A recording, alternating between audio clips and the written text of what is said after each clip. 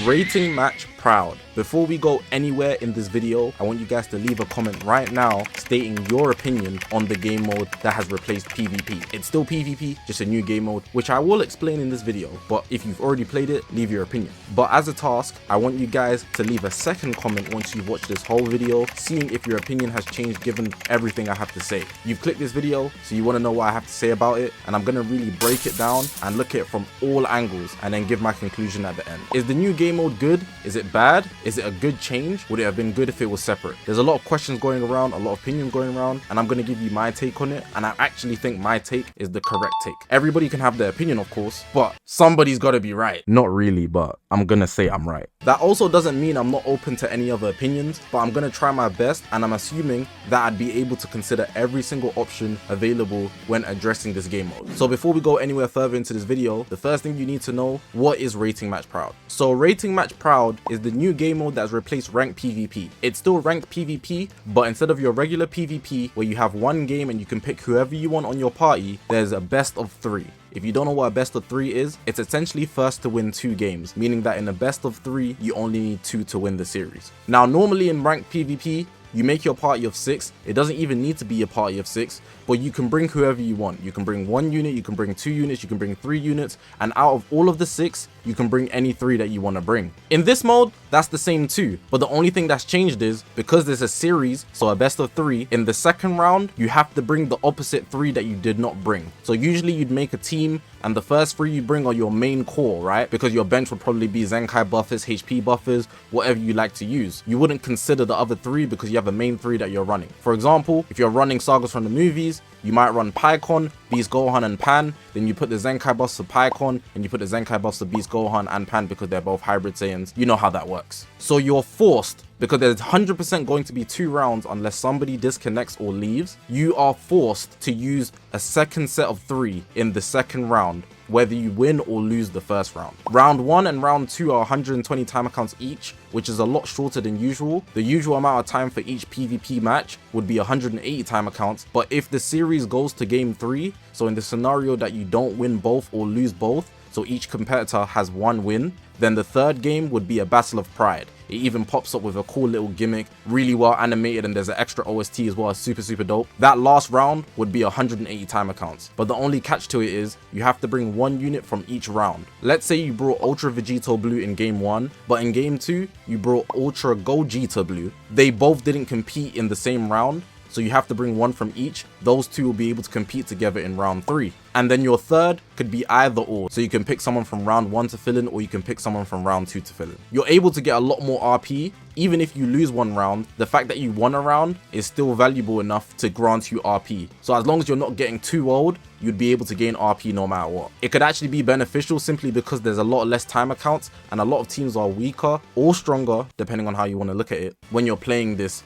Rating Match Proud. That's everything you need to know about the game mode, pretty much summarizing it. Now let's get into this analysis. So I think the best way to go about this would be to address some complaints first, some general complaints that people have, and maybe try debunk them so I can give you a more fair view of what people are complaining about, when in reality it's not exactly a valid complaint. So the biggest one I've seen is that this game mode here shouldn't have replaced the regular ranked PvP. People think that it should have been a separate entity, similar to how we have Treasure Battle or the LBRs, so you could choose to play it, but you're not forced to play it every single time. Now, objectively, I think having this mindset is completely wrong. But hear me out before I continue. At first, I thought, cool, this makes a lot of sense. If you had it as a separate game mode, people could still play the Rating Match Proud, but at the same time, if they want the normal ranked PvP, they could do that. But I think the opinion itself is already flawed. The idea of wanting to have it separate also can add to the fact that you wouldn't play it at all. So if it was separate, the game mode wouldn't get touched. So to have it played, it would have to be the main factor of PvP. If I go into PvP, how often do you think people are playing treasure mode in comparison to general ranked PvP? It's not that people don't play treasure mode, because people would still play the mode, but we're talking about the overwhelming majority. If you want people to really push into the game mode, it has to be the only thing available, almost like a Monopoly. If you haven't played the board game Monopoly, it's essentially about controlling the whole board so that everybody else can't do anything. So naturally, if you're one of those people that hold the opinion it shouldn't have replaced normal ranked PvP, you have to really ask yourself, would you have played it if that was the case? Most of you guys would answer no, and I'm 100% sure of that. Not everybody, but let's be real, you might touch it here and there to test it out, but then outside of that, if it was a separate game mode, unless it was giving you RP to rank PvP, and even then, you might generally just feel disadvantaged for XYZ reason, so you wouldn't touch it. It's more so just your bias to the normal game mode, so for them to have people play this game mode, it has to be the only thing available there for general RP games. The next thing I want to talk about is the fact that it's generally not free to play friendly. Now, I think in general, this opinion is actually correct. If you have high stars and a lot of units, it's much easier to form 6-man teams. Even if you don't have 6-man teams, right? You could still have 4 units that are extremely high starred and they can carry the teams, so you'd still be able to flourish. There's also a lot of people that have found loopholes, so even if you don't have a lot of high star units, you just have a couple that are super high stars, you can just win the first game, drop the second game, and then in the third game, the Battle of Pride, you just make a super team. So you technically only need 4 units. You don't really need the whole 6, as long as you plan to lose one of the games immediately. So in general, I'd say this opinion is quite agreeable. It favors those who have high stars and can summon on everything. And as you should know, summoning on everything as a free-to-play is a guaranteed way to get shafted. Even if you don't get shafted and you get every single unit every time you summon on a banner, you'd be getting them what? 3 stars, maybe 2 copies at max. You might miss the 1% sparkings. You're not going to really be able to flourish because you don't have a solid core team. You just have a lot of good units at low stars, so you're going to get squashed. However, I will also argue on the other side to say, if you are free to play, common sense should tell you you should stick to building 1 or 2 teams, because there's not enough chrono crystals for you to just be summoning on everything, because you risk the fact that you could get shafted, and even if you do pull the unit, you'll just have a bunch of weak units. So if you're dedicating yourself to 1 or 2 teams, you should have 1 full team that could at least have every unit at 9 stars or higher, plus considering the Z power you're putting into that one team. For example, I'm a fusion main first, so every fusion warrior besides Super 17, simply because the timing of it was a bit mad, I have 14 stars, so I'm able to flourish. But I'm not gonna act like I'm free to play anyway, so I can't use myself as a good example. But there's a lot of GT mains. You guys should know the GT mains did not get anything in 2023, but they still have high stars on their characters. Why? Because they didn't summon on things that don't represent the tag that they favor. So they're able to make their one team flourish, and now they are having major success in this new rating match Proud. So in general, this opinion in saying that it's not free to play friendly, I agree, but I could also counter it to say your account is just trash, or maybe you just summon poorly on banners, or maybe you have bad decision making. That's also down to the user more than anything else. So 2 things could be true, and I believe for this case, that is the case. It's not free to play friendly, but at the same time, you could just be very, very irresponsible with your chrono crystals.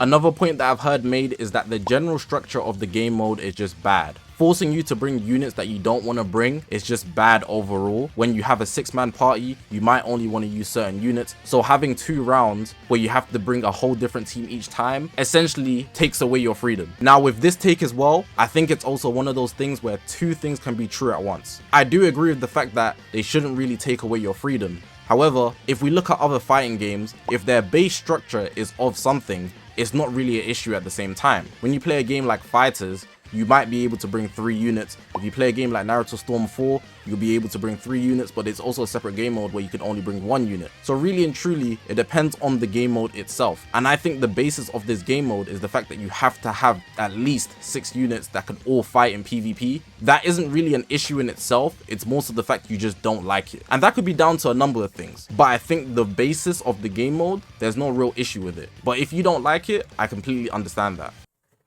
I had to like close my blind, it was getting really bright in here. Going over to the other side, what I will say is a lot of Dragon Ball Legends players just suck at building teams. I've seen God rankers. These are the top tiers in Dragon Ball Legends PvP. The guys that grind the game enter the top 1000 in the world within a season. These God rankers cannot build a team to save their life. A lot of these guys might have just been copying teams and been able to use 3 units that are good and then rely on their bench to buff those 3 units. But when it comes to building a consistent 6-man team where you have to make every single unit flourish, it gets a lot more complicated. The analogy I like to use is, at first people were playing this 2D game. You have a square. If I hand you a square, it's easy, it has 4 sides. But if you've never seen a cube before, you're gonna be really confused. How do you go from one thing that has 4 sides to multiple sides 6 by the way. A cube has 6 sides, or faces. Let me just be specific. To that, it's a bit mad, isn't it? So you have to now make a 6-man team where you might be crossing over people. So you bring these 3 units in the first round, these 3 units in the second round. You might swap them over in a different sense. Battle of Pride, you want to decide who you want to bring. You have to color counter accordingly. The Zenkai buffs are gone, so your team is not defensively better off. There's all these factors now that play into the game mode, and I think that's really just throwing people off, so they generally dislike it. You have to build your equipments a lot more surely. You have to think about your 6-man a lot more carefully. You have to think about the enemy's team because they might color counter you. You have to think about whose kits work well with whose kits. There's all these factors that go into team building, where if it was just 3 units, you know, cool, no matter what the enemy brings, you're going to bring these 3 units because that's what you decided in your head before you even stepped into the field. But now that you have a 6-man, you might change up how you're going to play, so that already adds a lot of confusion to how people would attack PvP. And I'm not going to lie to you, if you've played a game where it's just way too complicated, a lot of people don't like that. But at the same time, that doesn't make the game mode bad. That just makes it a preference that you have. So again, there's 2 sides about this one, but in general, I'd say it's more so the second part, where people are just unable to make good teams, so they're getting squashed in PvP and that makes them dislike it. Also with the addition that they might just want to use specific units, so they're not open enough to try out a different type of format when it comes to playing ranked PvP. I think the last complaint, and I genuinely think this one's valid actually, I think the sudden change in game mode, if it was to stay permanent, makes it so that every investment you've made is practically useless now. If you really think about it, you summon according to how you're going to make teams with your free will. You want to use these units, so you're going to summon cool, you're going to use these 3 units in most cases. But now that you need to build a 6-man, you might have invested in more units because you might have wanted to build teams differently. The whole fundamental of the game has changed when you go into rating match proud against how it was before. So because of that, the mindset that you had when you made investments in units prior would be completely different if the fundamentals of ranked PvP was the way it is now with rating match proud. So I think in general that might feel like a scam, but it's not at the same time. There's a lot of game modes in the game where you are pushed to actually have the unit to excel. And I say the unit because those certain game modes even come with boost features that makes it 100 times easier to get rewards or just clear it if you have that unit. Where in ranked PvP, you have pure freedom to use who you want to use. Even to now, it's just per round, you can't use the same 2 teams. But that doesn't change the fact that you might have summoned differently if you knew this was going to be a possibility in the future. Thinking about all those Zenkais that you have, a lot of them won't get touched now because they just don't compare to the Legends Limited, and you grinded them so that you could have a certain team a certain way. But let me not use Legends Limited as an example because more time, those guys were never going to be used anyways, and really and truly, they're free to play now. But more so hinting towards Legends Limited Z-Power usage and Sparking Z-Power usage, you might have applied it way differently if you knew there was going to be a 6-man game mode where in the first and second round you cannot bring the same units. I wouldn't go as far to call it a scam. It's definitely not a scam. I want to make that very clear. But at the same time, especially if this game mode is going to be permanent, not if it's one time or one season thing, they should definitely not make it permanent, but we don't know that at the moment. I'm 100% assuming it's not going to be permanent and you should do the same. But given that it's not, then I think it's fine because in the future, you still have time to prep for this change that could happen in ranked PvP in future seasons. But for right now, it's only a one-off. So let's look at it like that. So you shouldn't really be bothered by it. But at the same time, I guess you don't get 2 weeks of your normal PvP that you would have had. But for sure, the mindset of investments could have been way different. Now it's time to close out the video. My opinion on this game mode, I overall think it's an amazing change. I think the potential in the game lies within using all 6 units in ranked PvP. In general, the game has a lot of potential. You guys have seen over this 6-year span, they have further and further developed their game with animations, new units, mechanics, so their potential is through the roof. And with this new game mode, I think as long as it's not permanent, it's amazing. I also want to add that with this new game mode, they shouldn't have tested it immediately by controlling the whole ranked scene. They should have kept the ranked PvP the way it is, or at least I seen a suggestion on Twitter, I forgot who put it out there. You know how you have your 3 dailies? For your 3 dailies, you're forced to play this game mode if you're going into ranked PvP. But after you pass your 3 dailies, those 3 bonus battle drops that they give you when you go into ranked PvP, you then get to play regular PvP.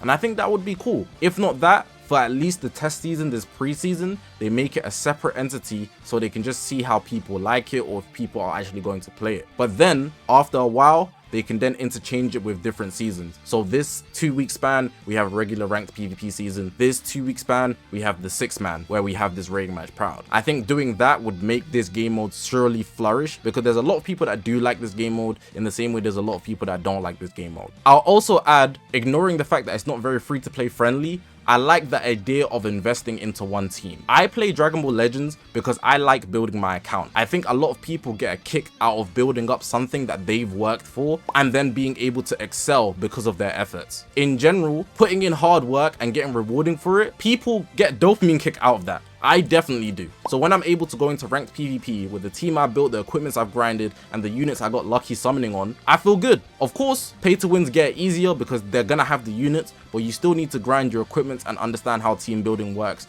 and be good at the game. So even if I was free to play, me in general, I'm very good at saving chrono crystals. Nobody can tell me otherwise, and you can't complain about, oh, pay to win, da da da da da. I have a track record of saving to 50,000 chrono crystals, and to do that, you can't do it entirely pay to win, especially at the time. Right now, they took out the 20,000 chrono crystal cap for the shop, but at the time, they did not have that cap removed. So I was hustling. I was seriously hustling. So for me, I'm a serious saver and I dedicate myself to one team, my main team being Fusion Warriors. I do also like GT, but Fusion Warriors is the top of the crop for me. So I would put all my stock into them because Fusion Warriors, so far with the track record, they always drop in the festival and the anniversary, with the exception of the recent UI that dropped. So in my case anyways, I would flourish in this game mode. But for you guys that are not very good savers, I understand the anger because you're unable to flourish. Your hard work grinding chrono crystals and then going into summons, getting units to build a 3-man squad and then buff them, because that's what everybody's doing in ranked PvP, essentially just got thrown out the window.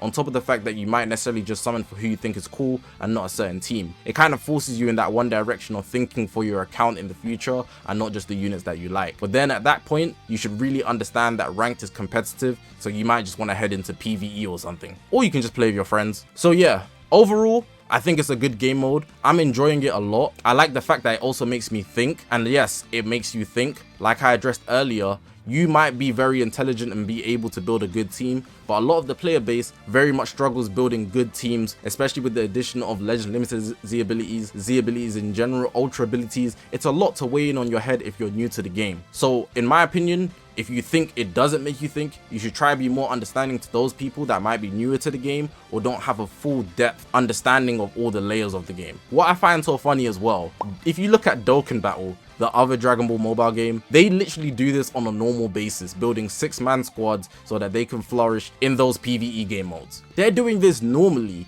and now that Legends is trying to match that, or rather do a format similar to that for ranked PvP, the average Dragon Ball Legends player that is complaining can't use their intelligence to match 1% of that, which is wild. So in general, I think people just need to be more hands-on with the game, more open-minded, and just try harder to actually work with the game mode, because honestly, if the game launched this way, I don't think people would be complaining. But it's more so the fact that they made a dramatic change that has got people bothered. But I think over time, people warm up to it, and I'm gonna stand on that. So that's the end of the video. Let me know if I changed your opinion, if you disagreed with me on anything. I think I touched on pretty much all the core points revolving around this game mode. I think truly I'm correct in this stance, but at the same time, my opinion isn't law, even though I said I'm right. But yeah, I'm very intrigued with you guys' comments, so please leave one. Hopefully you guys did enjoy this video, man. If you haven't already, make sure to press the subscribe button, man. We're on this grind to 100,000 subscribers. I appreciate you guys for watching the video, man. My name's Zakashi, guys, and I'll see you guys in the next one, man.